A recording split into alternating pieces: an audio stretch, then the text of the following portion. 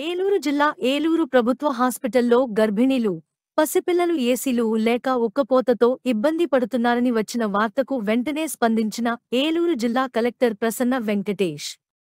గర్భిణుల ఇబ్బందులను తెలుసుకుని వెంటనే ఏసీలను ఏర్పాటు చేసిన ఏలూరు జిల్లా కలెక్టర్ ప్రసన్న వెంకటేష్ హాస్పిటల్లోనే గర్భిణుల బాధలను తెలుసుకుని కలెక్టర్ గారు వెంటనే స్పందించినందుకు జిల్లా కలెక్టర్ వారికి హాస్పిటల్లో ఉన్న గర్భిణులు కృతజ్ఞతలు తెలియజేస్తున్నారు.